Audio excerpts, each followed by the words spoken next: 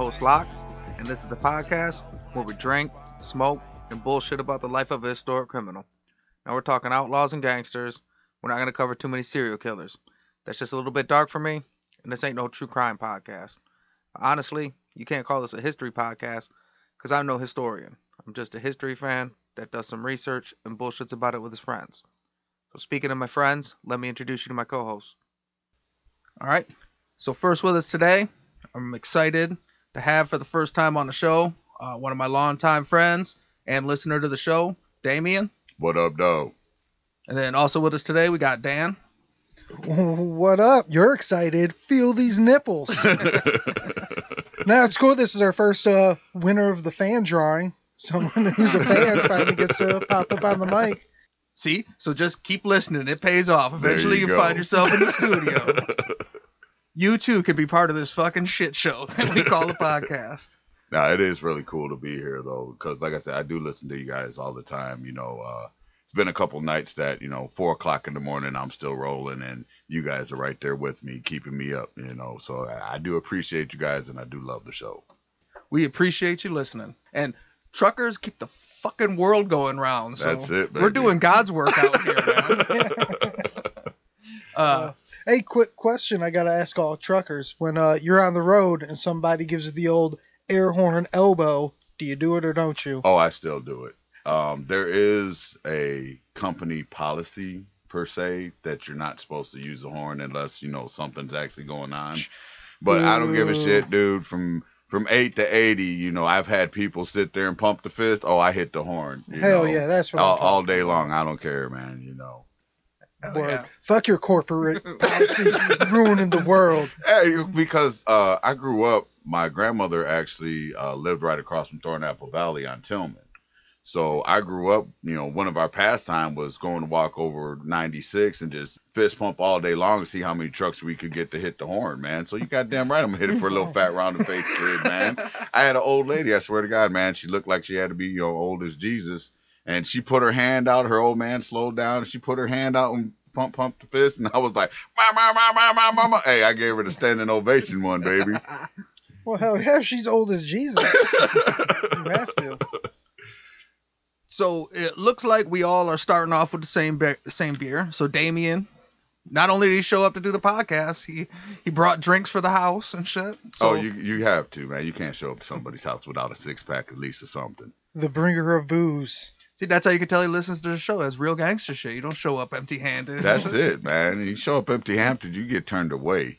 You wanna yeah, I actually found this today. It's the first time I've had it. It's by New Belgium. It's Captain Dynamite IPA. It's Voodoo Ranger. Big Voodoo Ranger fan. So I was like, you know what? I've never had it. Why not? First time on the show. Let's go with the first time beer. Yeah, Voodoo Rangers made appearances, but never this kind. We were talking before the show. I've had a few different Voodoo Rangers, like the sampler pack and shit, but I had never seen this one. Yeah, that's what I said. It was the first time I've seen it. And, he's in like, kind of a cool stormtrooper uniform, I guess you would say. And I was like, oh, yeah, that'd definitely go good.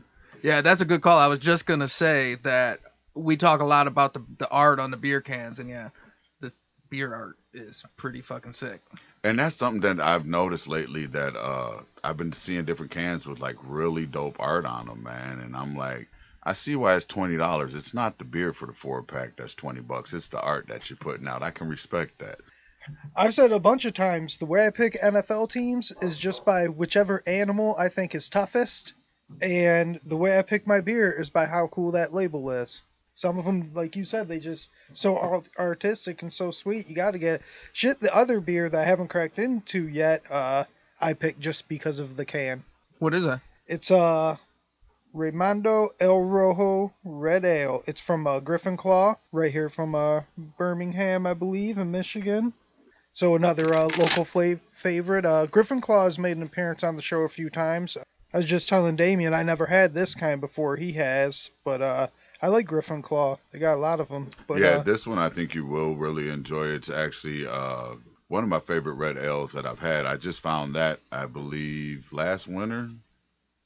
Not too long ago, but it was the first time I had it, and it's really good. I've had that before, and I never realized that it was Raimundo El Rojo. I just called it El Rojo this whole time. Well, Raimundo is very tiny above the red El Rojo.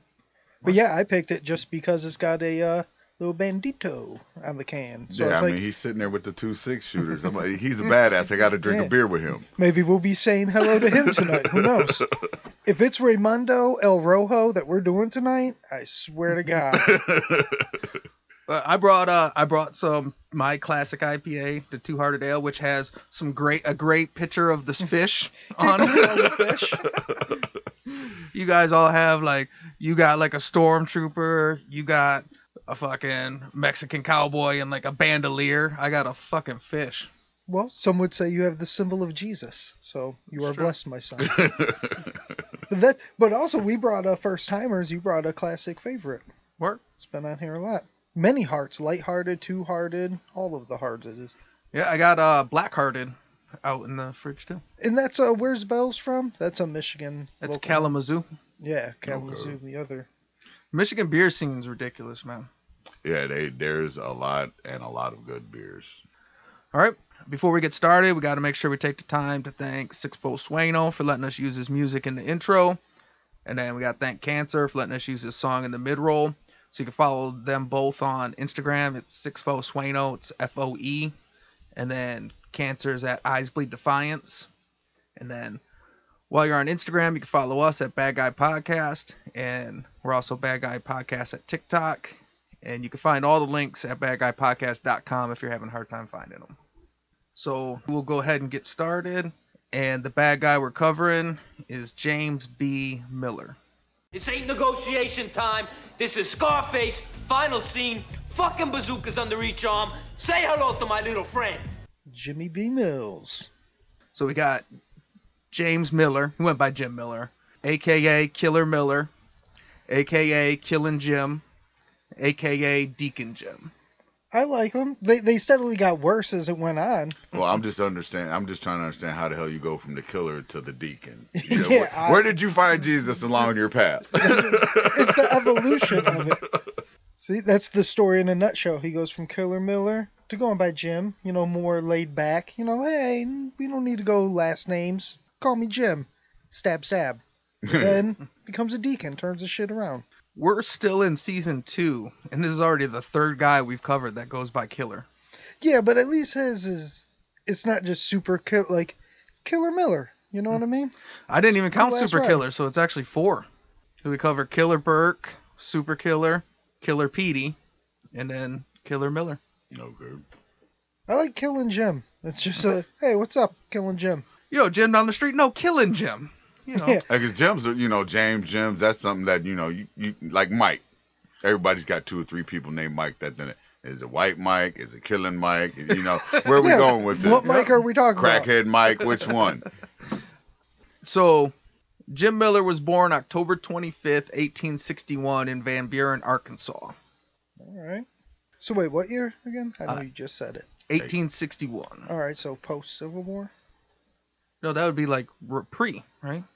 I don't know. Civil War sometime around there. I don't Civil know. War I is think like that's 61 pre. to 65. He's a baby. He has no political views at this point. By the time he's older, it's done with. Yeah. I think he'll be safe.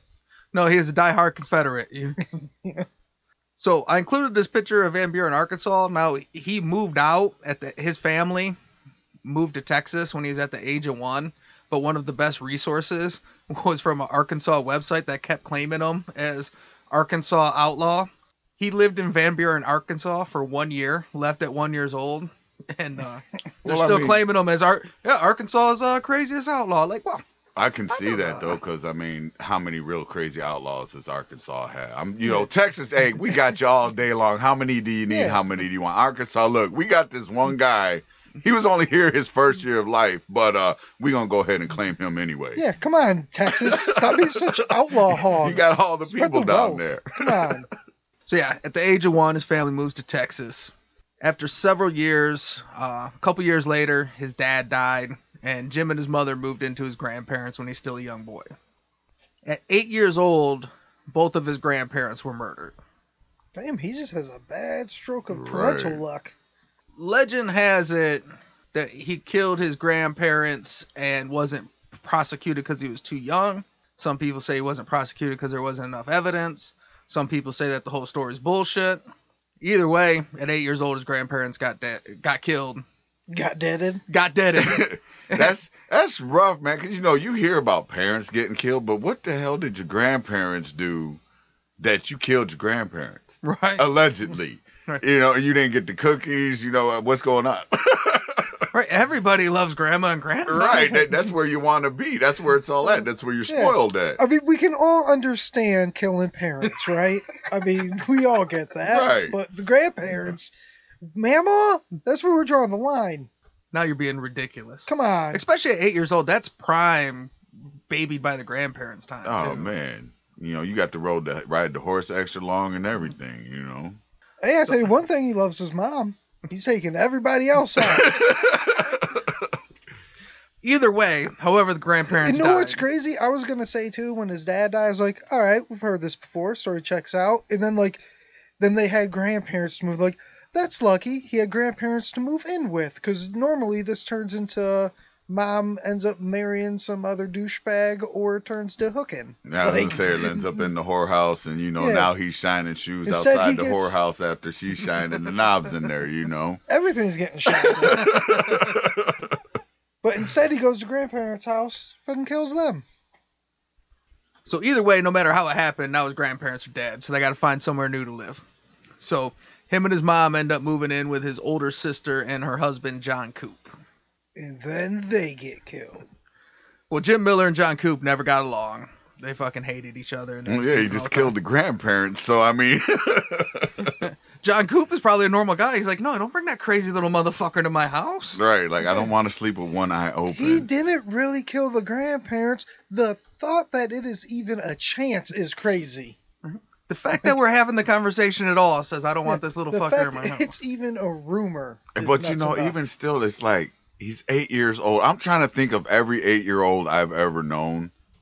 And I don't know of any 8-year-old decides. I mean, I'm sure if he did it, maybe he did it in their sleep. But who the fuck at 8 is thinking of killing their grandparent? I want to know what the hell the grandparents did, because, I'm kind of on his side. Like, how fucked up were they that the 8-year-old killed them? Because he had to put some effort into that. You've obviously never met Arkansas's #1 outlaw. When you've been born and raised in the mean streets of Arkansas your entire life, that's when you kill your grandparents. I know people were doing things younger back in this time, marrying younger and all that, but damn, 8-year-old killer, that's rough, man. That would definitely be the earliest start we've got on the podcast so far is 8. We've had some early guys get into it pretty early, but 8 is really young. I can see preteens, hormones, 8. Yeah, okay. That's not even Dr. Phil age yet. He ain't even having that. Oh, now you're saying you killed your grandparents. Like, so he got involved in gang at 8. What did he start, like pickpocketing, something like that? No, he murdered his parents. Oh, shit. Now, James, I don't care who you are. There's a little bit of Southern love that says you don't kill your grandparents, all right? So he lives with them for a while throughout his childhood, and him and his brother-in-law always hate each other. And July 30th, 1884, it comes to a boiling point. They have a heated argument, and John Coop goes outside and falls asleep on his porch. When he falls asleep, Jim Miller comes out with a shotgun and murdered him in his sleep. Okay, so he gets motherfuckers in their sleep is what it is. Don't go to sleep around this fucking kid. See, first you come in with that smooth ass DC voice, then you come through with some smooth ass DC predictions. But that's one hell of an argument. I'm so pissed. I'm gonna go sleep on the porch. I don't even want to be under the same roof. I'm getting old. I guarantee the argument had to do something about this is my goddamn house. I'm going to go out on my motherfucking porch and take a nap and leave me the fuck alone. And ended up in this motherfucker with a shotgun blowing him away. It's probably every time I come in the house, he in the kitchen, he got the candles lit all fucking day. It's daylight out. So, I ain't got to put up with the shit. I'm going to take a nap on the porch. Don't sleep around this motherfucker. This motherfucker takes lives while you eat and while you nap. That's it. I went to sleep and I woke up here. I don't know, God. I don't know where the hell I went wrong. It was Jim Miller, wasn't it? I fucking knew it. God damn it. It It was my porch. Can't even take a nap on my own goddamn porch. Probably with his own goddamn shotgun to boot, man, because you know the kid didn't have one. It was the house shotgun. It was for protecting from outlaws and cattle rustlers. He got smoked with his own shit. Goddamn, Jimmy, you know that gun is for guests. You broke out the good shotgun, you son of a bitch. Jim Miller was arrested, convicted on the murder, and sentenced to life in prison. But on an appeal, it was overturned on a technicality, and he was let free. What the fuck was the technicality? Well, he was sleeping. It don't count. I thought it was an intruder. My mistake, Your Honor. It was my uncle. It was dark outside. I was out of candles. What I do like about this Wild West shit, I don't even know that that's necessarily the oddest court situation we're gonna have today. Like that's just a warm up to how him and court dates go. Murder, guilty, life in prison. I don't think so. You know what? You're right. That guy's lying. You know what? We'll take your word for it. Defense was a whole lot easier back then. How could I kill him? He was sleeping. You know what? Checks out.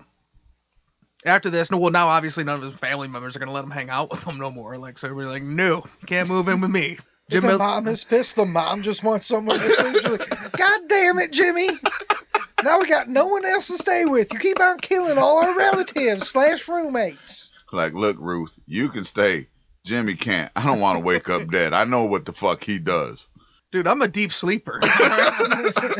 Like fucking blood in the water for this lunatic, man. Please, no. Please. So, Miller goes to work as a ranch hand for a guy named Emmanuel Clements. Emmanuel Clements' whole family, they're related to John Wesley Harding. They come from a family of outlaws. And he's got his own ranch, and it seems like he's straight, not a criminal per se, but he's not like fully legit. He's every other businessman in America. Yeah. Look, there's a way I got this money. There's a way I make it. Now that's legal, but don't worry about how I got the money to make the legal money. Hey, ain't you from that gangster family? Yeah, but I'm a rancher. Yeah. With John Miller and Emmanuel Clements, they'll hit it off. They become good friends. Emmanuel Clements' son will become his best friend. He'd eventually end up marrying his daughter, like, down the road. He was real tight with their whole family. Like, this was like his father figure if he hadn't killed all his other father figures previous to that. Like, you ain't heard what Jimmy does to father figures? And you're going to let this guy marry? And so, that makes you a father figure now? He was a brave son of a bitch. Right?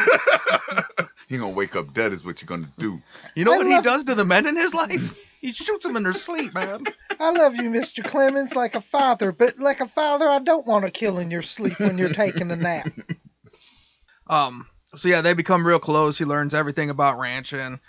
So in March of 1887, his boss, Emmanuel Clements, gets into an argument with the town marshal, a guy named Joe Townsend, and Joe Townsend guns him down. And Jim Miller, he's crushed. If I don't kill him, no one gets to. He wasn't even sleeping. No fair. A couple days later, the town marshal was ambushed by an unknown attacker and had his arm blown off with a shotgun. The day before, Jim Miller fled the town. Oh, we know who shot him. Right? So wait, you killed my boy? You didn't know that was my boy? Right. Okay, Sheriff, I got you. He fled the day before? He killed him the day before he fled town. Oh, okay. So there's a sequence of events. Yeah. His boss gets killed, the marshal gets ambushed, and Jim Miller decides, you know what, I'm just going to leave. It's time for me to get the fuck up out of here. A completely isolated thought that has nothing to do with current events. I think I'm going to get out of here. So he spends the next several years along the Mexican border running with gangs, and he starts honing his skills robbing trains and stagecoaches. He would work a lot as a gun for hire. He had a reputation for not being a quick draw, but for being the quickest to draw. Does that make sense? I can get that. I can't outdraw you, but you know what? I'm going to out-ignorant you. Right. I'm going to out-crazy the fuck out of you. I'm technically the quickest draw because I shoot you before you know what's going on. I ain't got a quick jab, but I'll punch you first. That's right. I feel like you're starting an argument with me. I'm going to just shoot you now before you pull that gun on me because I know that's what's coming. I mean, that's some self-awareness. If you know you're not quick, like, well, I got to move first or else I'm just going to get hit. There's nothing I can do. Around this time, he also developed his signature method, which was typically an ambush where he'd open both barrels with his shotgun, then go for his gun. Shoot the motherfucker with the shotgun, then reach for his gun. Yeah, both barrels. Why you ain't looking? So he'll ambush you, hit you with 2 barrels of buckshot, and then pull his gun. Like, you ready? But He just jumps out and goes, yeah, pow! I'm just, I've shot a double barrel shotgun, so I'm like, I know the kick just from one shot at a time. Yeah. So I'm just thinking the shot of both shots at the same time. So then you're having to take the kick, drop that, and then pull the gun. I'm thinking maybe that's why he wasn't the quickest draw, because you're doing a whole fucking lot right now. Well, I mean, it took him a minute. The first couple double barrels, I mean, didn't work out too good. He tripped, fell a couple times, but once it became his signature, he had it down. He knew what he was doing. Yeah, I didn't say it was quick and easy. I said he mastered over this period of time. He's robbing trains. He's robbing shit. He's a gun for hire. He learns, you know what? I got a method. I know. I mean, I like his style. He knows himself. He knows he ain't quickest, so fuck it. Just ha! And then nobody's gonna fuck with. Hey. You know what? It's probably because he shot up. He's like, you know what? I did this once and it blew a motherfucker's arm clean off. I'm gonna try it again. You know what really helps? If you blow them in half before they're looking, none of them are quick. They all get real slow, real quick. You put some rounds in somebody, they don't move too well after. In 1891, he married Sally Clement. They would go on to have 4 kids. And him, his wife, and his brother-in-law, they moved to Pecos, Texas, where he became a deputy sheriff. You bullshitting. That's Became a deputy sheriff. That's why I love the West. Being a sheriff is strictly being a tough guy with a gun. That's it. That's all you have to do. I mean, people forget, like, all your famous Wyatt Earp, all these famous people became cops after being just dickheads that shot people. Yeah, because what they did was they out-crazied their crazy. Yeah. Yeah. They're like, look, we got all these guys coming into town just, causing all kinds of hell and havoc. Can you do something if we pay you? Yeah. Yeah, I can take care. Fuck them guys. I know them guys. I smacked them guys around a few times. Shooting them will be no problem. Yeah, I mean, Now you're the sheriff. But now you're gonna say I am. Now I get a little badge that says I'm in charge of doing that. Okay. well, you have to deal with a bunch of hims out there. So there's a bunch of killer Millers that Killing Jim has to contend with. You have to strike fear in their eye. Like, they have to know it's a lot more animalistic. I've talked about it a lot on the show. Like, when you're in that world, like, you have to start being an animal. Like, the alpha shit, you have to do that shit or you just get shot. While he's in Pecos, now he's deputy sheriff. He becomes an active member in the Methodist Church. He was popular around town. He didn't drink, smoke, or swear. He was always, like, polite, so he just played the role. See? He was Killer Mike as a child. He turned to Killing Jim. Now he's making his transition to Deacon. Well, this is where he became known as Deacon Jim. So he'd always wear, like, the traditional Methodist garb. So there was, like, Methodist preachers and then these guys called the Circuit Riders, which were basically, like, Western frontier missionaries, you know? Okay. But they wear their style. So it was always a large black hat, a white shirt with a high collar, and then a black frock coat. Now, there's all different versions of that same style, but basically white shirt, high collar, It's big kind of black hat. Quaker-esque. Yeah. And part of what he's known for was his frock coat. So he'd wear a big-ass black frock coat in Texas, always, no matter what the weather, no matter what time of day, no matter what. He That's just always had frocking this- crazy. That's fucking hot. Get the frock out of here with that shit. No, for real, if you've ever been to Arizona, like in the Tombstone area, and then watch movies like Tombstone, like, how did they wear this much shit? So, Oh, so yeah, like, you had to dress everywhere you went. and you man. go out there, like, take a vacation out there in the summertime to the Southwest. Like, these motherfuckers were just out here in a vest, a shirt, a coat, a hat. Fuck you, I'm dying in these shorts. This is bullshit. And you know what? I'll tell you this because I was actually talking about this the other day with my fiance. To dress like that is not cheap.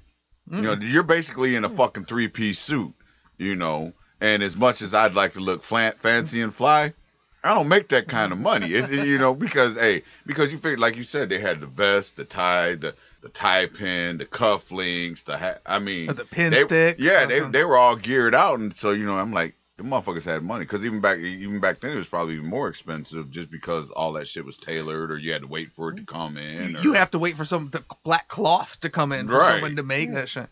He had like a big ass diamond ring that he was known for wearing. And shit, like a real big So flashy diamond. he was out there like a traveling preacher. Like back in the day, he was evangelist.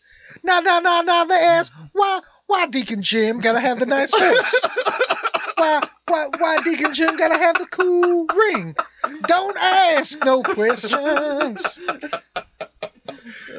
They say, Deacon Jim, where you get that frock at? Don't ask. I said, don't ask no questions. Now, as he becomes deputy, there's a steady increase in horse thief and cattle rustling in there. Don't ask no questions. You ain't got to solve the crimes if you're doing the crimes. I'm just saying. Well, and he was always the first one to be like, I got it. I'll tell you, where's it at? I'm on it. And, he'd just go out to his areas. So eventually the sheriff who deputized him, and he was a younger sheriff, and he needed the help. So when he met Killer Miller, he's like, yeah, this guy fucking seems like exactly what I need. And he's my muscle. I'll be the brain. We all right. But then all of a sudden, at some point, he puts us together and he confronts him. And he's like, look, when you look at the timing and the locations of this whole setup, it seems like everywhere you are and you go, like the crime gets worse. Yeah, I know, Sheriff. It's like whoever's doing this is trying to set me up. A good deacon like me out here in my frock doing the Lord's work and the justice system's work. And this son of a bitch is running around. He's making me look like a damn fool. I'll tell you what, whoever's doing this, he's a goddamn mastermind. He's the smartest son of a bitch you've ever known. Probably a good-ass, good-looking dude. Probably dresses nice and everything. Sheriff's like, Jimmy, it's kind of funny. You always the first one at the crime scene. I know. That's what I'm saying. I get there just right after. If only I was quicker, Sheriff. That's what I'm saying. This guy, he's just too damn good. Yeah, that's the exact quote said the timing and locations lining up with Miller's whereabouts. See? Like, wait a minute. Everything was cool, and then you moved here, and everything got worse, and then everywhere you go, it gets worse there. It's fucking nuts. But Miller just laughs it off, and he's like, that's crazy. It is crazy and shit. And then that's just crazy talk, Sheriff. You're just making no sense. Well, and the sheriff, he's like super popular, you know what I mean? And he's like a big guy in the church and shit. So they're all like, everybody in the neighborhood's like, nah, Deacon Jim, he's cool. He couldn't be doing it. So eventually, Miller shoots a Mexican prisoner, catching him trying to escape. So they do some investigating, and it turns out like, wait, this guy might have been working with him and knew where he hid 2 mules, and you should go check it out. And then they look and they find the mules and stuff, and it turns out it wasn't really a Mexican criminal that's trying to escape. It was one of his partners. That's fucked up. And he shot him and was just like, I don't know, Sheriff. So finally, the sheriff, he catches him, and he's like, he fires him. So basically, I don't know. That's the penalty for killing a Mexican in Texas in the 1800s. And you know what? You can't be a deputy no more. But and you know what happened? His Mexican homeboy came up like, look, we got these 2 mules. You only trying to give me, 20% of the cut. I'm going to need more. I'm going to have to start talking to people. Oh, okay, bet. Boom, shoots him in the back. Hey, he was trying to escape. I was bringing him in. Look, this is where the mules were at. See, this is where Killer Jim really sinks in my book, because if he was a mastermind, he could have just framed the Mexican for the whole thing, but he wasn't that good. They still got him. He's definitely not a strategist. It's not his thing. Well, I think he just really got so sloppy because he was just able to get away with it, so he was just kind of doing whatever. Well, I mean, if you get life in prison and they say, you know what, never mind, go ahead, after that point, you're like, okay, I can just get away with whatever the fuck I want, tell a couple good lies, I get hired as a sheriff, start walking around town as a deacon, I got the fanciest Cadillac horse and a big diamond ring. They're going to believe what I say. Everybody loves me. I don't drink or smoke or associate with whores. I'm a good guy. So I kill a couple people sometimes. Hey, shit happens. So the church people find out and they're furious. And they're like, dude, this is our guy. And sheriff thinks he can get rid of him, and our town's bigger than the fucking county. Oh, so they're mad at the sheriff? Yeah. Because they fired their guy and shit. Because they fired Jim Miller and shit. You're going to fire him because he killed a Mexican? I tell you what, he might not have been a strategist, but he was a hell of a politician. Right. People fucking loved him for sure. That's crazy. Oh, shit. The people of Pecos, Texas appointed Jim Miller the marshal. of the city and shit. She got fired as deputy, became the marshal. Yeah. God damn. Talk about failing up. So then he deputized his brother-in-law as his deputy, and the two of them slowly took all over the crime in Pecos. So. Damn. Was he a cop in the 70s in New York? So him and Fraser have this back and forth beef, and basically the beef is Fraser's like, I think you're a dirty cop, and he's right. But he just can't get rid of this guy. And now he's got his own gang. You know, he deputized his brother-in-law and shit, and he's surrounded himself with gunmen, and he's just running Pecos, and he basically turns this little small Methodist town into like the hood. Everybody's shit's coming up missing. Eventually, the crime gets out of control, and this local rancher gives Fraser a heads up that Miller and his crew's got this plan in place to ambush him and murder him. So Fraser's got enough evidence and stuff. He gets it all together, and he takes it to the Texas Rangers. And that's no bullshit. So fuck your marshals and your sheriffs or whatever. Yeah, the Texas Rangers is the motherfuckers. Yeah. He took it to the FBI. Right. Like, we're going to go over your head then. Like, you know what? Now I got shit on you. I'm going to go see the Rangers, and they going to come talk to you. Nobody firing them. Well, see, this is how simple Killing Jim is. He just thinks, well, there's this one cop who's trying to actually solve crimes. I'll just take him out. But little does he know, now there's going to be a bunch more cops. So there aren't enough shotgun barrels for all these. So the Texas Rangers don't fuck around. So they come into town. They arrest Miller and 3 other guys in his crew, including his brother-in-law. And they arrest them all on conspiracy to commit murder. And then while they're all set for trial, the rancher, their lead witness that was like knew about the conspiracy, gets murdered. Then they're like, whoa, that was kind of most of our case. We ain't got no evidence. We got to drop the charges. And they let them all out. God, But dude, he keeps on getting away with the whole nobody ain't seen nothing defense. But this time, he did get removed from his position as marshal. The Texas Rangers are like, okay, maybe we can't lock you up this time again. But you for sure can't be a cop no more. He keeps on getting busted for robbing people while being a cop. Like, all right, I'm not going to arrest you, but you're fired. Then he gets a better job. What, is he going to be governor now? Right.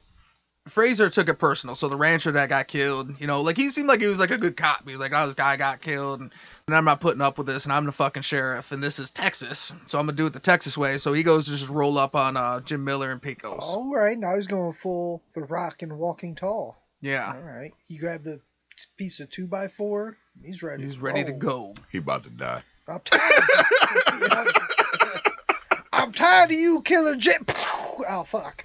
April 12th, 1894, he sees Miller. He confronts him, and they get an argument. He tells him he's like a cattle thief and a killer, and he says, I forget what the guy's name, but he's like, this one's for so-and-so.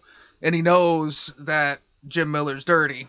No. So he just pulls out his gun and starts shooting him. Which is not very sheriff-like, but I guess he decided, fuck it. Hey, he knew his reputation. He's like, this Yeah. motherfucker likes to draw before anybody says draw. And then he likes to shoot you with a double-barrel shotgun with both shots and then shoot you with the 6-shooter. So I'm going to do him on him. Right. That I couldn't have said it better myself. No, but yeah, that's exactly what I said. Like, if you know the motherfucker's known for shooting first out of nowhere, yeah, no hesitation. No, you cheat a cheating motherfucker every time. Yeah, fuck yeah. If you're around a pit bull that's used to biting people, you don't wait to get bit.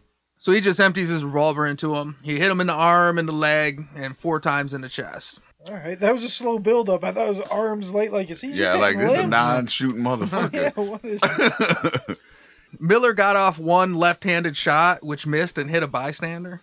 But outside of that, he just basically got shot up. And so these people take him and they rush him to the hospital. And they get him to the hospital, and they found out that he had like a giant metal plate that he wear under his frock coat. This son bitch was running around with shit. a bulletproof frock coat. So he was all fucked up and shit, but he lived. He takes a while to heal up. And December 26, 1894, he's like kind of back out in the world. And shit, you know what I just realized? We're making fun of it, but the one on the arm and the leg were the only ones to really do damage. Right. See, he should have kept going for limbs. I mean, if you Make get him an arm dance, and a leg, shoot him if in you the in the foot. chest, he lays down, put one in the head and be done with it. Yeah, that's what. Oh wait, Thanos rules. Go for the head. Oh, and I guess I didn't say this, but so they found out he had the metal plate, but no, I guess nobody else knew. They didn't report it or anything.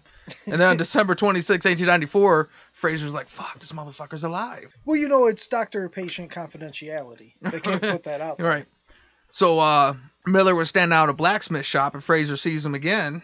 So he pulls out his gun and empties his gun into him again. But he was at the blacksmith shop getting a new metal plate. Right, he's getting a new flak jacket. He's like, no, you know what? Now I'm getting me arm and leg guards too. Again, Miller was saved by the metal plate. And he took a long time to recover this time. He was pretty fucked up, but he lives. And he reached out to some political connections at the church and shit like that he got, and he was able to get charged, pushed against Fraser for attempted murder. Because he was like, I was just chilling on the street. This guy's just running up on me shooting. That's not cool. Now, see, doing the math a little late, because sometimes I'm a little slow. I get why he didn't shoot him in the head. He was out of bullets.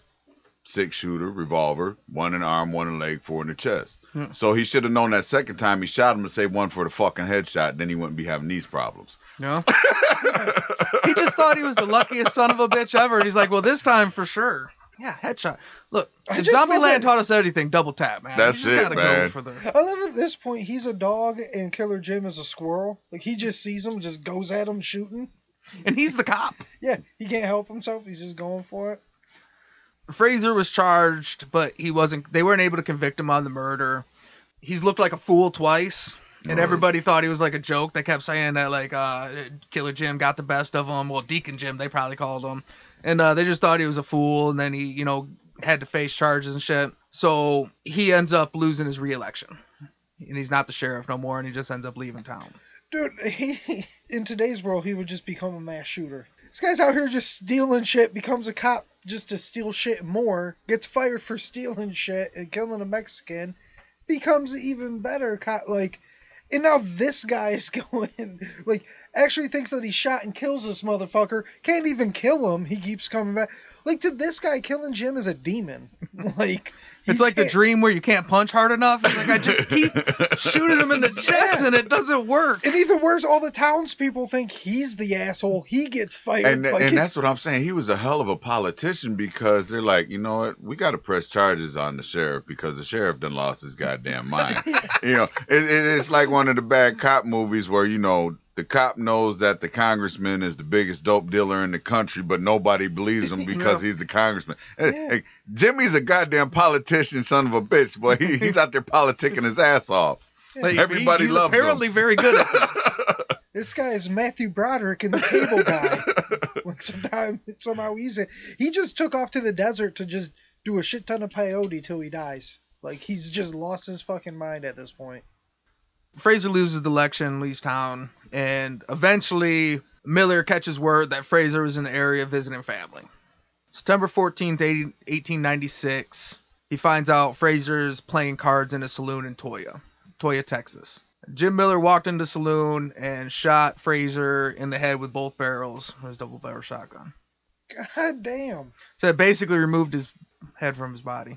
Said it wasn't really a decapitation because the decapitation you still have the head. Yeah, no, there was nothing left of that. I mean, especially he enjoyed shooting both shots at once. So yeah, that was just a mess. See, I told you that's what it was. He shot off that one dude's arm with the shotgun. He was trying to relive it. He finally overdid himself. He's like, you know what? Now I'm going to go for the head. You know what? I like killing Jim. He goes for the head. He doesn't fuck around. I've taken 8 in the chest this year. Right. Okay. Go for the head. But you made this real personal. They should call him Demon Jim, though, because he took everything from the sheriff. And the sheriff is the one that hired him in the first place, got him to be a cop. He slowly took everything from the sheriff. Sheriff wanders away, finally gets over it, visiting family members, just playing some cards. Jim comes in and kills him. It's fucking crazy. Miller gets arrested on this one because he walked into a place and killed him in front of a bunch of people. He gets acquitted at trial. And he gets overheard threatening a witness named Joe Earp in court. So this guy, Joe Earp, goes in and testifies against him. And Jim Miller gets off and says, I'm going to kill you, motherfucker. And they're like, well, I don't know. He got off, though. Why is you threatening, dude? You already fucking walked out. Like, well, that's inappropriate. Court dismissed. That's fucked up. He's so smooth, he can't even get held in contempt. Right, like, Your Honor, you just heard what he said. Hey, that case is over. That ain't got shit to do with me. I suggest you get right with God. I don't know what to tell you. Joe Earp's over there like, Judge? Bailiff? Someone? Somebody help a motherfucker out. All right, first, Jim, before you kill him, we want to make you a federal marshal. So 3 weeks later, Joe Earp was found murdered with a shotgun. So this one is one where they say Jim Miller rode 100 miles through the night. So he shot him and then fucking just took off. Yeah, bounced out fucking hard through the night so that he could show up at a place before dawn and be like, what are you talking about? I'm here in Whateversville, Texas. Jim Miller had a bad motherfucking horse. He should have been on the Pony Express. See, they said, why Deacon Jim gotta have the best horse? I said, don't ask no question. No, the only reason I said it because I'm thinking 100 miles takes me normally about an hour and a half to do. I'm doing 68 miles an hour. This motherfucker rode a horse. That fucker, he killed that horse. That horse didn't fucking make it. If he made it that 100 miles at the end, there was no horse left. Then he made it into a frock coat, dyed it black, and wore it around. He had automatic jerky just how hard he rode that fucking horse to go with the coat. So this one he gets off with because he got an alibi, but now he's racked up all these murders in this town, and the whole Deacon Jim Act is off. And in 1900, Miller moves his family to Fort Worth, Texas, where his wife started a boarding house, and Miller began advertising himself as a killer for hire. Boarding house. That's just like rooms for rent, right? Yeah, like a bed and breakfast, but a big one. Okay. Maybe like an extended stay. Okay. Like an extended stay bed and breakfast. But what we're going to do right now, we're going to take a quick smoke break, refill our drinks, and we'll be back in a minute.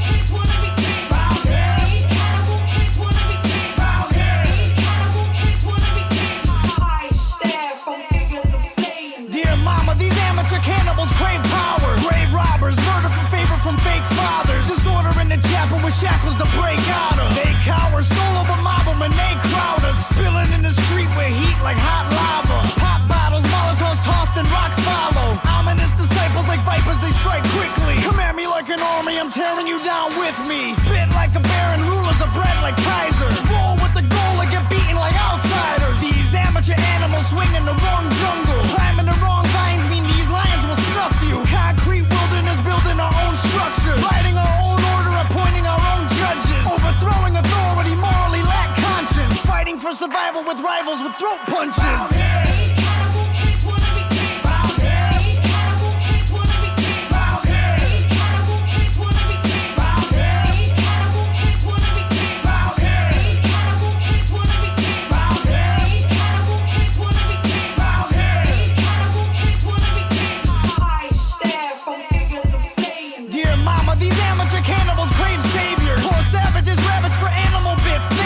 Monitor the area carrying curved swords. Slither in the brush till we crush them with brute force. Men storming the harbor with armored attack armaments. Calling all guards to swarm them and skin their faces for ornaments. Order more troops to corner them, Agent Orange and order them. Kill them all, just destroy them and let your guy get to sorting them. Code of honor corroded as soon as it was awarded. Celebrations were thwarted before they could be supported. Rolling thunder bombarded them, flaming dart put a part in them. Separate and disarm them and send the bulls to the parliament. Operation Niagara, Viet Cong on the battle with landmines and grenades and flamethrowers to scatter them. Dear mama, this battle is harder than what we thought it'd be. Every part of me scarred, I'll be recognized when they mortar me.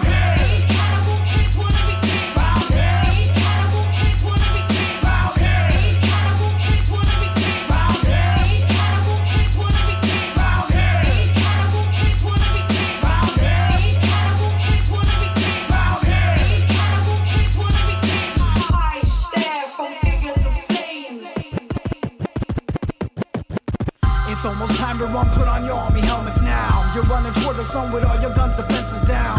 Flashes everywhere, the lights create an atmosphere. Water in your lungs, you pray for death, but life is here. You're about to die, face it, you're about to die. Zero sand in your glass, fuck it, you can't even cry. Put a dagger to your neck, just to keep yourself in check. Put a dagger to your neck, just to keep yourself in check. Everybody grab a side as you fight to stay alive. Dancing on a hand grenade so you can die and they survive. Silver bullets in the sky, dropping 7-second death. Scattering the children, run, rub until there's nothing left. Ashes in the water, sons and daughters holding flags up high. Wallow in the harbor as the military tanks arrive. Penetrate the border with disorder like an animal. Every war has the honor of turning kings into cannibals. Round day, it's wanna be king. Round day, it's wanna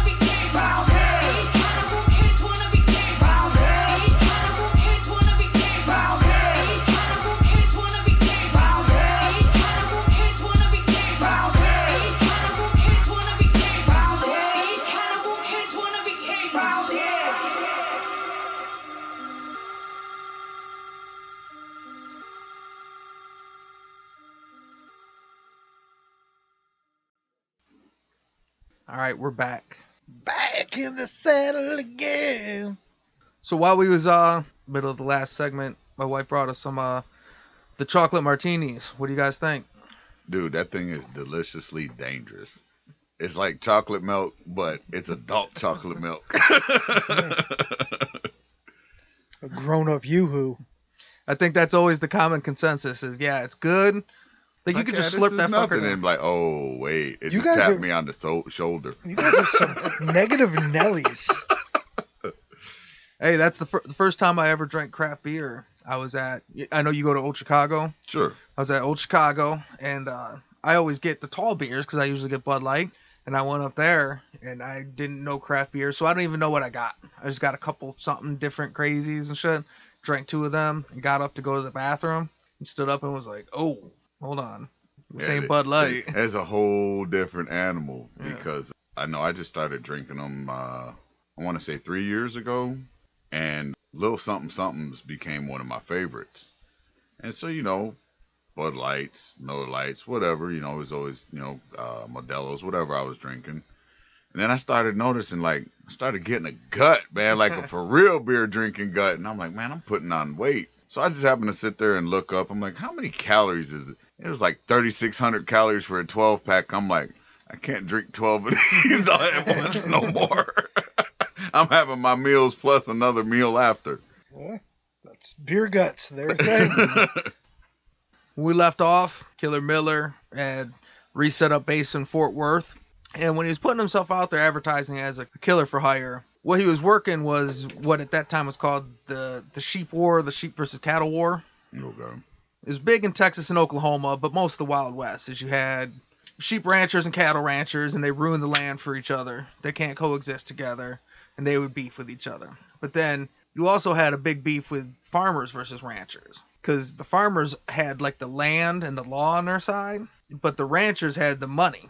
And then the ranchers would come through town, and they fucking cows would graze everywhere, and they just march them through whatever the fuck, and the farmer's like, well, look, I want to start putting up fences to fence off my territory. And the cattle ranchers were like, well, no, that messes up our business. Yeah, this is where we're moving our cows through, and this is where they're grazing through to get fatter as we're taking them to market. Well, there's 2 big things that happened that fed into that whole thing. Was first the Homestead Act in the late 1800s, 1890 something, and that was when that straight up movie, Tom Cruise and Nicole Kidman, the Far and Away thing. They would just have plots that you would just go and claim, and you would claim your plot, and so all these people started having this land that the cattle ranchers used to just go through. All of a sudden, people were like, yeah, no, this is my yard, you can't go through anymore. And then the invention of barbed wire, which now we just think, yeah, barbed wire, whatever. But back when that was invented, that was a huge, revolutionary thing. And a lot of people wanted to fight it because that's what stopped cattle ranchers from being able to walk through and shit. The invention of barbed wire, changed the West. They say the sheep and cattle wars lasted about 40 years. So like you said, it was in the late 1800s, and it went as far as still into the 1920s in some place out west, where farmers and ranchers and sheep ranchers versus cattle ranchers and shit. All this land, and y'all motherfuckers can't get together. Yeah, and they're figure fighting out over how it. to, There are a lot exist. of anti-war activists out there dressed like cows and sheep with their signs. But there is a war, and he needs some money. So he starts working as a hitman for hire. Some of his highlights. So one of the first murders that didn't involve a shotgun, he used a Winchester, and he shot 3 guys that were accused cattle rustlers. He killed 2. The third one he didn't kill because he shot him and he fell off his horse, but he was stuck to the horse and the horse took off. Damn it, he got away. I think, I'd just rather be die. the most fucked up way. You get drugged by your horse to die. Yeah. Fuck that. His horse was like, I'm out of here. Not getting shot for you. Right. Look, you take this bullet, I'm gone. The whole time the horse was pissed too. Get off me! He's shooting at you! That's why I don't like to Stop take following you me. anywhere, Yeah. God damn it. It's always some bullshit. There was a lawyer named James Garrett who represented a group of farmers in a major court case So the ranchers were winning most of the stuff in court because they had the most money. But so a bunch of these farmers, they brought in like this big shot lawyer, and he started to kind of swing things around. So the ranchers had a bunch of money, and they called Jim Miller. And they were like, hey, you should kill this lawyer. I love that. The townspeople are getting pissed. We're going to buy a lawyer. The rancher gets all pissed. I'm going to buy a killer. Jim Miller killed James Jarrett while he was watering his horse near his own farm. So he's like, he'd be on his property, on his own farm, watering his horse. You're just at home changing your oil and then get shot. Yeah. Yeah. We was waiting for him to take a nap, but he got impatient. Like, doesn't this motherfucker ever sleep? March 10th, 1904, he killed a man named Frank Foray in a hotel restroom. He was arrested, but he was released on grounds of self-defense when 3 local police officers testified that he acted to protect himself. I was just there pooping. This guy came at me. He didn't know the 1 urinal law. That's what happened. He got real fucking close, and I thought he was trying to rob me, so you know. I'm Jim Miller. I shot him. I know. You skip a urinal, you son of a bitch. I don't shoot fast. I shoot first. That's my thing. August 1st, 1906, he was hired to kill a lawman for the Bureau of Indian Affairs named Ben C. Collins. So he was an ex-marshal, and now he's like a marshal for the Bureau of Indian Affairs. So it's like a federal position. And this was as retribution from a guy that guy he had shot while he was being a cop and crippled him. So the guy hired a hitman to have him killed. That's a fucking grudge. Like, look, he ain't that guy no more. Now he's a federal guy, but I still want the motherfucker dead. Miller shot him in the face with buckshot in front of his house and his family. God damn. Damn. You're lucky your family was here, so I only used one barrel. All right. You get a piece of a face for later. If your family wasn't here, you'd have no face. Oh, shit. He did the Ben C. Collins hit for $1,800, which is a modern equivalent of about $52,000. Reasonably low price killings. That's what I was thinking. $52,000. That sounds like a good price for like a federal. Yeah, you taking out a federal guy? That's cheap. Yeah. He was out there for the low. Yeah. Well, he had that disability discount. I'll give you 25% off because you're in a wheelchair. He's doing it cheap. It's God's work. I'm out here doing God's work, man. Another big name in the sheep and cattle wars was Pat Garrett, who was famous for killing Billy the Kid. And he got into a big land dispute with local ranchers. Like, it's a whole other story to try and cover that in itself, but it had something to do with a 5-year lease and 1,200 sheep. But, you know, shit escalates quick. And they called in Jim Miller. Miller had connections on both sides. So instead of calling him as a hitman, they're like, well, hey, let's see if we can make this work for both sides. And it took an hour to explain that to Jim Miller because he was like, all right, so you're saying I use 1 shotgun or 2? No, you know both of them. He went from the 8-year-old killer over up to a deacon, then to a sheriff. Now this motherfucker's a mediator. Here, let's sit down and talk. What do you... Oh, I'll shoot both of you one time, one with each barrel. Then we're fair. You never make the right decision. How are you in charge? You got 2 hotheads with a hothead in the middle that likes to shoot people twice with a shotgun and then shoot them with the 6-shooter. I'm thinking duel. You guys thinking duel? I'm thinking duel. And in that moment, when they had hired Killer Jim to be a mediator, they realized this war has gone too far. That's when you get the record scratch. Let me tell you how I end up here. I like the Quentin Tarantino movies. We tell them backwards and shit. You start with that and go back. This is what addicts like to call a moment of clarity. So they have a bunch of back and forth with it. And Miller brokers an agreement. He brokers a meeting. So he says, look, we're all going to have a big sit down at La Cruces, New Mexico. And on February 28, 1908, while on his way to the meeting, Pat Garrett was ambushed and murdered. Miller is one of 4 suspects, and his wife's cousin was with Pat Garrett at the time he was murdered. But there was a guy named Wayne Brazel that admitted to the murder, but he's found innocent in court due to lack of evidence. So historians go back and forth to who they think killed him. Pat Garrett's murder is still unsolved to this day. So this guy said, yo, I killed Pat Garrett. And they're like, nah, we don't believe you. You ain't do it. I'm telling you, I killed. Hey, look, I shot him 3 times in the chest, 2 in the leg, and I caught his ear with the last bullet because he was falling down. Nah, you ain't do that. Cut it out. You're a nice guy. We know you ain't do that. Well, that's fucked up. What the fuck? But not only I that, did it. but they don't go get anybody else that they think did it. Like, yeah, we don't think you did it. Who do you think did it? Well, we don't know. I don't know.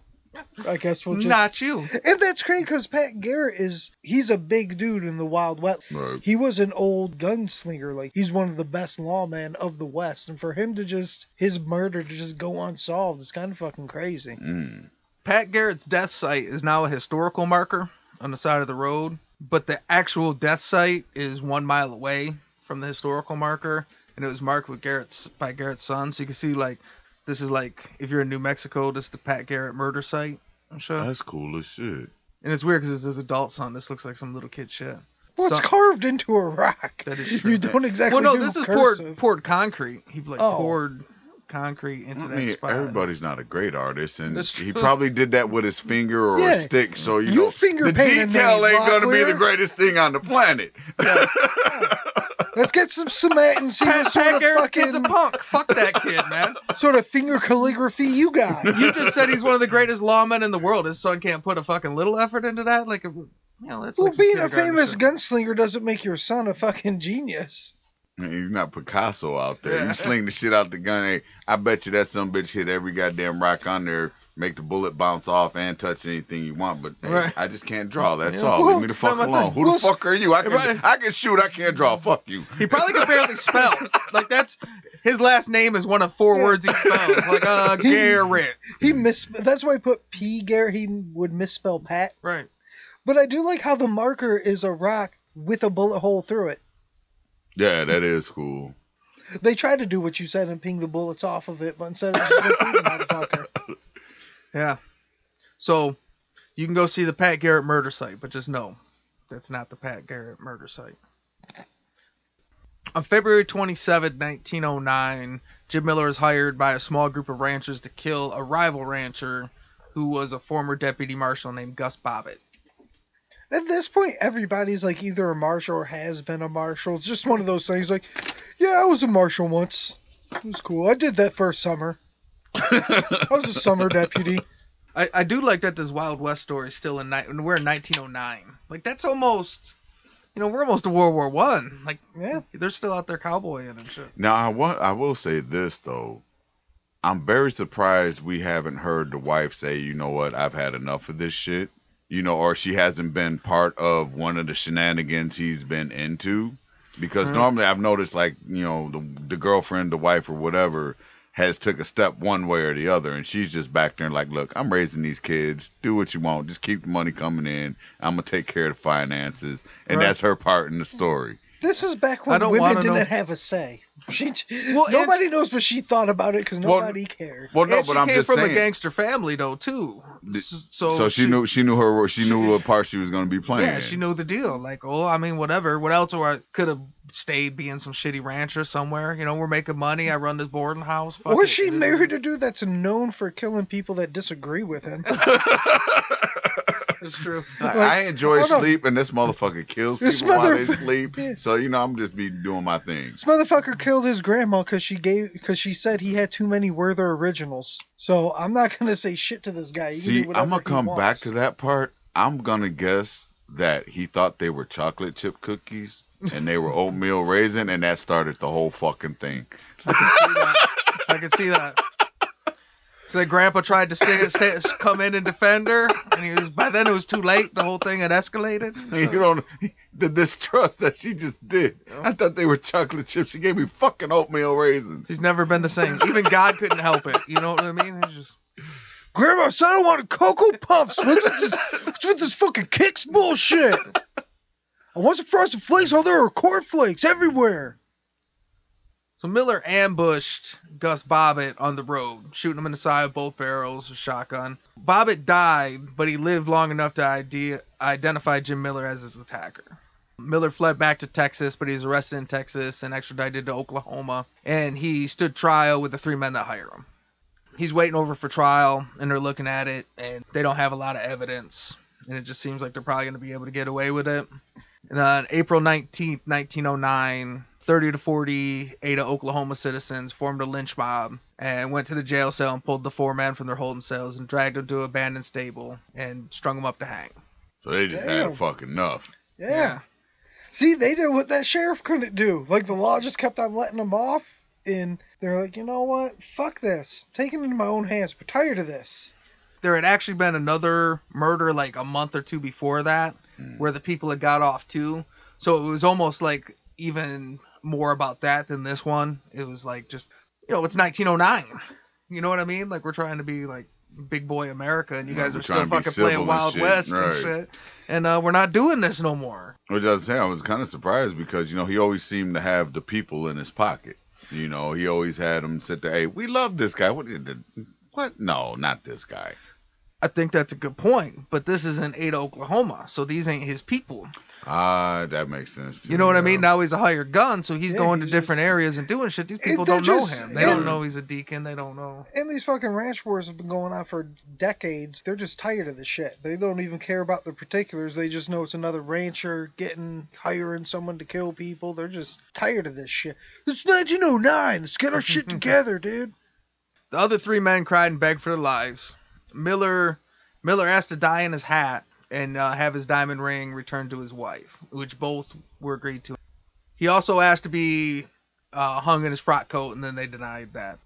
Like, stop asking for shit. Well, take care of your ring and your hat. But come on, your fucking coat. I mean, if that's what the guy wants to die in, that's his last wishes. That's kind of fucked up. You know, hey, look, just put me in my coat so at least I look good while I'm going out. Hey, I'm all class over here. Look, send the ring and the hat to the wife, but you know, this is what I want to look like when I'm sitting there dangling from this rope. It seemed like that of all the requests was the easiest one to spread. Like, okay, yeah, just don't take it off and we're good. Like, it seemed like that would be the easiest one to fulfill. Like, well, no, he put his hat on. So he wanted his hat on. And he wanted his diamond ring go to his wife. I know. Oh, okay. I thought you said you wanted the hat. I thought you said he wanted the hat and the ring. Right. But also, like, the hat on and the coat on are the same thing. Right. Like, he should have asked for it all at once is what it was. Is he said, I want to wear my hat and bring this ring to my wife. And they were like, okay. And then he was like, well, then can I put on my coat too? And then they're like, okay. Nah, motherfucker. You reaching now, goddamn. You asking too much. No, yeah, exactly. Stop. Hey, that's one too many requests. How many accessories do you need? Your coat or your hat, man? If he would have did all that first, if he said, look, let me wear my hat, my coat, give my ring to my wife, they would have said, okay. It was the fact that he, now he's got a rebuttal. They're like, I still don't. What kind of lynch mob you think we are, dude? Give them a hat, they take a mile. You know what I mean? No, that's great. Like, where do you draw? That's a weird line to draw. Like, no coat. The hat, okay. Coat? You're being ridiculous. Well, it could have been maybe because he said that he took him out to the abandoned stable. Is what it was. Maybe the coat was back in town. Where they snagged had to go back. I'm not going all the way. That's a fucking 30-minute ride to go back to town and get your coat. Fuck you. We have your hat. Yeah. We're still on horses, okay? Yeah. They're all sitting around the tree. They come time. We're like, hey, man, you got to go get my coat. I don't know what to tell you. Go get my coat. No, you son of a bitch. Well, see, the guy in the lynch mob was like, look, I got to work in the morning. Are we gonna I got sheep to tend to in 2 hours. I ain't got time for that ride. Are we going to get to this lynching, or what are we doing? Don't give him the coat. He has a metal neck plate that he uses. So all the other guys had to get their boxes kicked out from them. So they started kicking the boxes out from under them. And Jim Miller just jumped off his box, and his last words were, let her rip. Those last words, Duke approved. I'm a sucker for some good last words. Hang himself? You ain't going to kick my box out from under me. Excuse me, sir. I got this. Don't worry about it. I am the one that kicks the boxes. My hat look okay? All right. You know what? You sons of bitches don't let me get my coat. You don't get to kick my box. The people at Ada let the bodies hang for hours until the local paper's photographers could arrive. So they say, legend has it that they sold this picture as like a postcard, like it was a local tourism picture for a long time. It was their claim to fame. I guess this PowerPoint came out bad, like on my screen, but he's this one all the way on the left that you can barely see. He's the only one in a hat. This one here? Yeah. Oh, word. Okay. The only one in the hat. Yeah. Makes sense. Yeah. Well, see, no, what I'm actually trying to see is the face, because I know you guys always sit there and do who would play him. Oh, I got that cheating. super sneak peek. Oh, Yeah. shit. We're cheating right now. So, like, Get it off the screen. Get it off the screen. this guy here, I know exactly who this guy would be. As in, like, I don't know the motherfucker's name, but I know the movie, like, who this guy would be. But this guy, I'm not sure. Hey, Why couldn't this be this fucking guy? Hey, that guy right there, he kind of looks like Joe Pantoliano in Sopranos. It's Ralphie in Sopranos. Okay, don't judge. I've never seen Sopranos. But who I was thinking, the guy Sonny from A Bronx Tale. Chaz Palminteri. That's who I was thinking there. Yeah. So I'm like, all right, I know the guy that I'm going with, but this guy. I was thinking don't know. Walton Goggins. Walter Goggins. No, Walton. So, Walton. Who's the guy you're talking about? Joey Pants? Yeah. Him? Yeah. He's also from... But him as Ralphie. Not Yeah. like always him, but like, because in... But yeah, to like help that kinda Damien out, hairstyle that's or the guy in The Matrix that hoed everybody out. The guy that ratted them all out. Oh, okay. The guy who okay, likes I see steak. that. Yeah, I see that. I see that. Who just really wanted to know it was a real steak. Yeah, fuck that guy. Yeah. So that's Ooh, hot take. so that's the story of Killer Miller. So say good night to the bad guy. Go on. The last time you're gonna see a bad guy like this again, let me tell you. All right, so you guys technically didn't see a picture. I played this one. Look, it's season 2. We break all the rules, man. You get sneak previews and shit. That's what's up. Season 2, we get crazy. Hey, you know what though? I have to be honest. What's the fucking guy's name? Val Kilmer that played Doc Holliday. Yeah, Word. That's kind of him Yeah. right there, man. I get that vibe. That's him right there. Except now we're stuck. Now you get stuck with new Val Kilmer, and he looks like a fat goof. I would go Mystic River Sean Penn. Sean Penn, yeah. I mean, but that's just straight looking at because we got a little sneak peek of the foe. But like, who could play this would have to be a cool, charming dude, but can also be very, very intimidating, which is a reoccurring like archetype of this show. A lot of the hitmen are very, like the last guy we did was he was known to be very well dressed, always went and got manicures, always kept his shit nice and clean, but he was also a ruthless killer. And this guy was super charming, had a diamond ring, but he also would shoot you with a shotgun and blow off your head. That is kind of crazy how the shit's timeless, right? So whether you're in the Prohibition era or whatever, this person that gravitates to this line of work likes the diamond Which, ring as and we the fucking found big out, jacket the and difference shit. between when he got hung and Prohibition era is only 10 years. Yeah. So here's some pictures of Jim Miller. Okay, see, that's a completely different look than from the guy that was hanging. Oh, I got who? another picture too. You know what? I know exactly who. The Daniel Brulson. He plays Baron Zemo in Falcon and the Winter Soldier in the MCU in general. But what else was he in? Oh, he have you seen Inglourious Bastards? Yes. Yeah, he was the sniper. Oh yeah. Not the Jew hunter, the older guy, but the guy that was they going made the out with movie the about. blonde. The guy who was hitting on the blonde constantly, trying to go out with her. Okay. I see that. famous I sniper. see that. Yeah, him. Locke's got him up there on his phone. Yeah, I can see that. I think him. So here's another picture of him. This is him and his family. See, he looks more like him in this picture. That's a different look there. I mean, the mustache is completely different. Can we go backward? I don't know. You don't know how? I mean, We don't have the technology to go back to the picture. because I mean, We literally don't. like if He already pressed the arrow, Damon. You can't go back. If you The can arrow literally has do a been side by pressed. side, that's two different fucking guys. I mean, just from the mustache. I mean, the ears are there. But it turns out we have just the got that technology. Somebody asked how to push the button. We figure out how to push. Somehow the we button. could switch pictures. Yeah, But see, that this- actually looks like two different fucking people, man. But- It really does. As he gets older. Well, and stuff. see, this Could is be. also something as someone that's listened to the show all the time.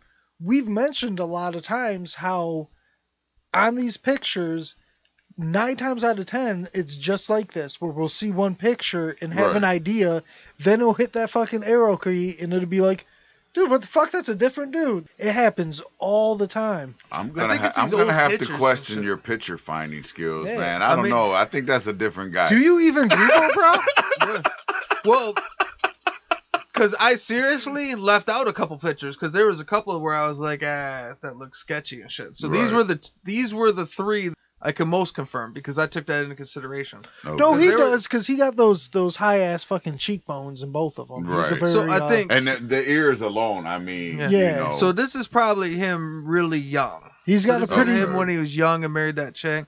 He looks tall, right? Look at him. He's got big ass hands and shit. Right. He's got a very lurch look to him. Yeah. But no, he's got that very like tight face, high cheekbone.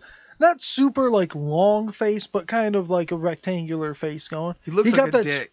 He got that strong ass jaw is what he's got though. He looks like a dick in everyone. Yeah, and this has got to be the younger picture here of him. It's amazing what a big burly mustache will do.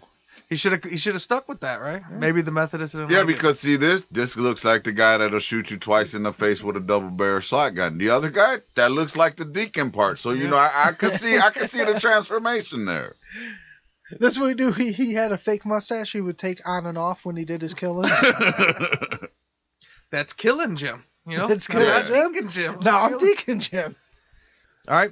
So now we got to do the DEFCON scale. So the standard DEFCON scale is 5 to 1, 5 being the lowest, 1 being the highest. But on the Bad Guy podcast, no one's a good guy. So at 5, you got Lee Murray, who's your drug dealing, kidnapping, bank robber. And at 1, you got the Purple Gang, who's got multiple gang wars, multiple massacres, and they kill people on the street. So on a scale of Lee Murray to the Purple Gang, where would you rate Killer Miller? You want to go first? I'll let you go because I'll probably ramble and tangent. See, I'm a little torn. Because I'm thinking Natalie Imbruglia. I'm thinking of 4, honestly. Like that low, right? 4 is low. Like 1 is okay. Okay. All right, hear me so out. already you know you were being questioned. Yeah, hear me out. Okay, so now I'm thinking of 4. First you had my attention. Now you have my attention. Okay, so I'm thinking of 4 because just for the simple fact that he really didn't kill. Let me finish before we get there. He really didn't kill anybody just to kill anybody. Now the grandparents and thing, you know, that's not a complete document that he actually did it. So you know, you got to give him a little leeway on that. Yeah, that's what rumor has. At 8 years fucking old, I still want to know what the fuck happened there. But then I'm kind of on a 3 because just double barrel shotgun to the face. You know, I mean. Plus, you still got the 8-year-old thing. Then you got, you know, his father died, you know, so that started out his rough life. You know, I'm pretty sure you said it was only a couple years after they left Arkansas is when his father died. Yeah. So, okay, he's 3 at the time. Obviously, he didn't kill his dad. Right. But maybe the grandparents. I don't know. I wonder. You know what, if he did. You would think. One would think. But honestly, I think he was really just living the Western life. He sat there and took opportunity wherever it was to take care of his family, because you said he had 4 kids. Am I mistaken? Yeah. So he's got 4 kids and a wife. He'll end up becoming a deacon, even though he was out there, you know, shenanigans and bullshit, a little extra money to take care of the family, because, you know, at that time, money was tight for everybody, unless you were just big ranch guy with cattle or trains or sheep or whatever the fuck they were moving back then. A little bit of all of it. Yeah, you know, there was a big straight. You know, back then, unless you had like trains or sheep or like, whatever it was, we got guns, we got grenades, we got sharp sticks.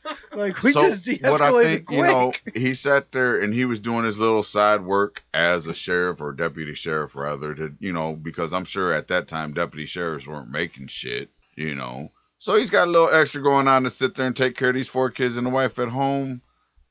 But I think I'm going to have to go with a 3.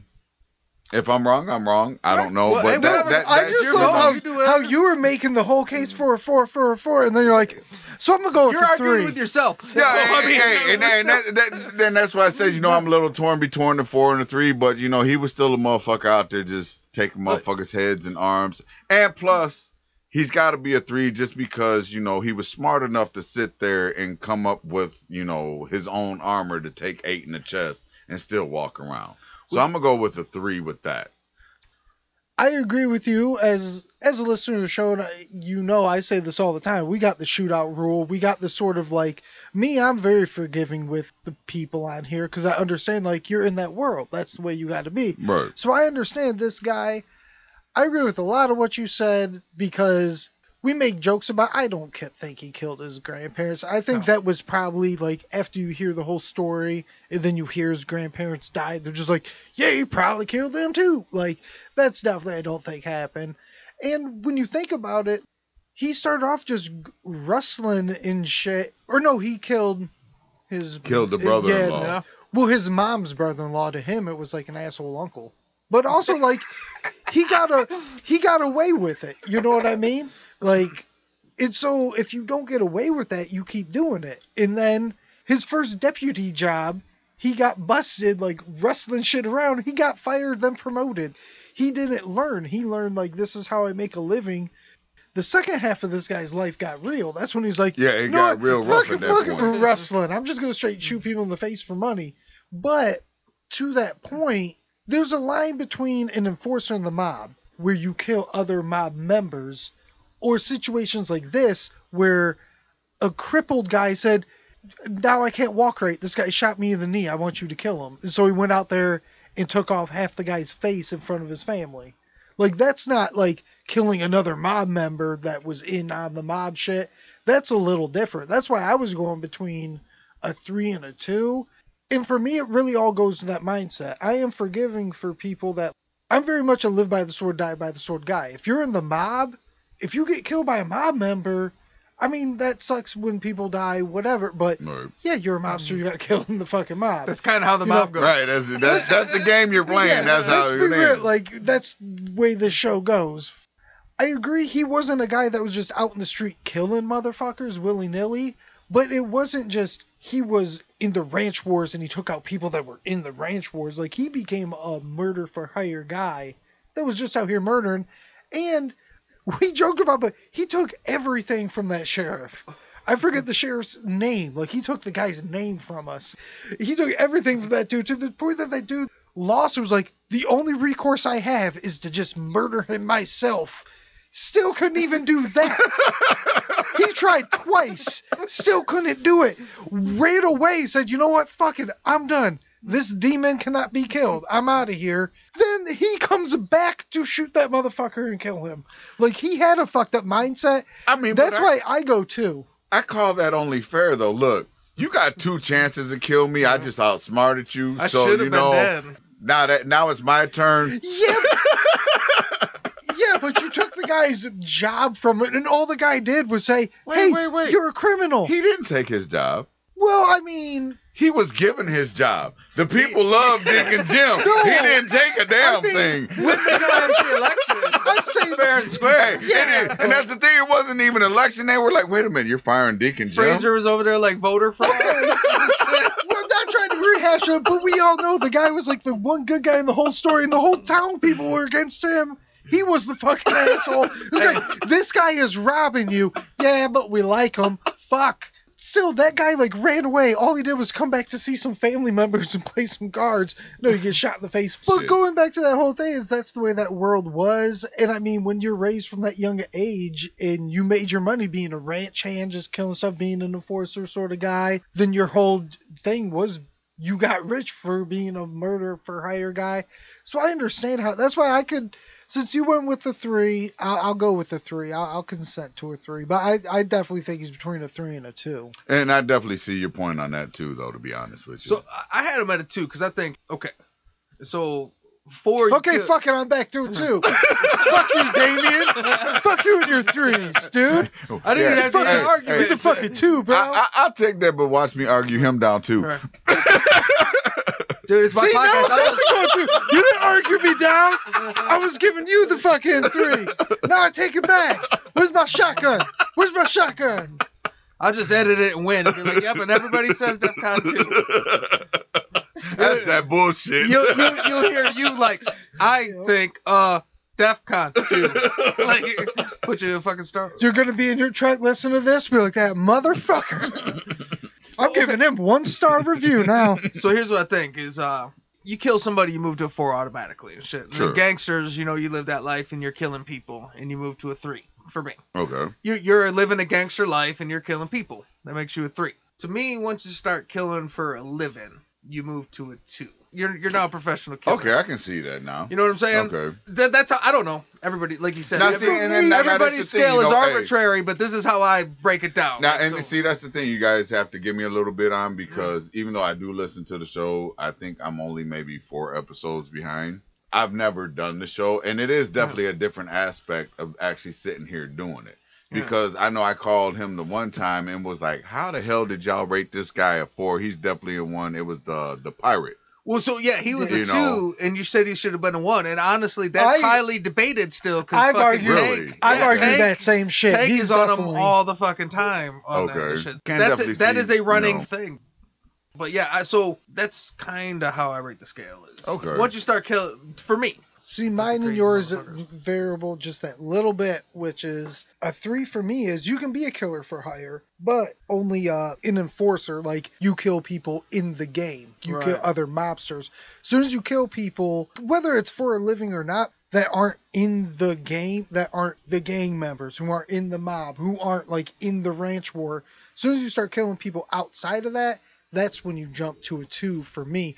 Because Okay, I can see that because of the one guy that had nothing to do with none of the shit that they were actually sitting there beefed out about. It was just, he shot me before, I need you to go Or smoke. almost- It was a revenge thing. Or also a mindset too. Like, there's a separate scale too of your mindset of, if you're killing because you're getting paid, that's business level, you're doing that. But when you kill out of revenge, out of passion, then that's a different thing too, I think. When you kill a lawyer, that's a 2. They're not gangsters. They're not combatants. Well, They're this just guy dudes is and at, shit. what, 10 people, I think? A bunch. I don't know. A bunch. You're the fat guy. You're supposed to know. What the hell? Well, also, Wild West, he was a hired hitman. Like, who knows how many people he was just... okay. The guy that tried to get away. According to the justice system, he never didn't do killed shit. nobody. So, Yeah.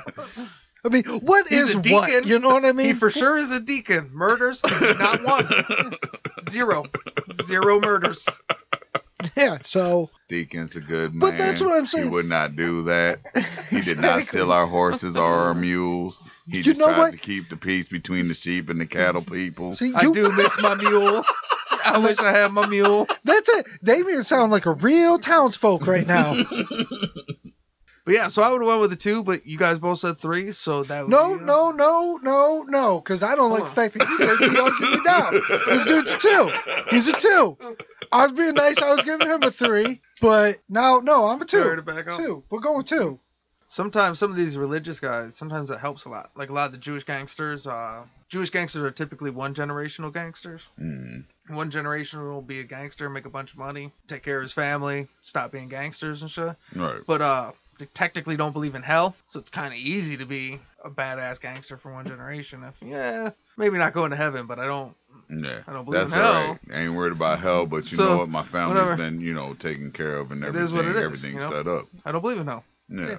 Turns out if you fear eternal damnation, that might affect how you live. Well, look, a lot of the baddest gangsters are Jewish, don't believe in hell. Catholics believe in confession. Makes it a lot. Hey, look, if you I can swear kill with 30 God, it makes people it and I easy go, and hey, shit, can you I know? say a couple Hail Marys, our fathers were good, then hey, you know what, I'm good. Hey, I say my last rites on my deathbed, hey, don't worry about it, I'm still get where I'm going. I'm there. Catholics have that. I believe they call it the my bad rule. That's pretty much what it is. Give me my last rites. dear Let me say Jesus, I'm my sorry. I ain't mean it. Now, open the door. No, I'm you don't just even, saying that relationship with God makes for a good gangster. no, you don't even have to say I'm sorry. You just have to recite some prayers. But he might have felt like that. He might have thought like, it's okay, I can kill these people. You know what I mean? I'm Deacon Jim. Yeah. God gets it. I'm doing God's work while Yeah. doing other work. I'm out You know, here I'm with the fucking- multitasking down here. I got to take care of my He's family. an Old Testament guy. And shit. You know, I rule with a big stick and shit. Or he never really was religious. He just worked the church to be cool with all the people. Wait, people do that? Fuck yeah. Yeah. Yo, how you think he got that diamond ring? He was taking the collection patent. I don't know about people, but Arkansas's #1 outlaw does. So we're going to call that Majority DEFCON 2. Take it to DEFCON 2. You heard that, gentlemen? DEFCON 2. So before we go, you guys got anything? I want to put it out to the listeners, new poll, who's got the smoother voice, DC or Damien? Dun, dun, dun. I just want to say it's been an honor. It's been real fun. I will definitely come back anytime again. just let me know, and I'm here, man. It's a good been a time. blast. Well, I appreciate you coming on the show. I Appreciate appreciate you listening having me, for and real. Oh, yeah. across for sure. America. New blood, no voice. All right. Well, this is Say Hello to the Bad Guy. Thanks for coming, and thanks for listening.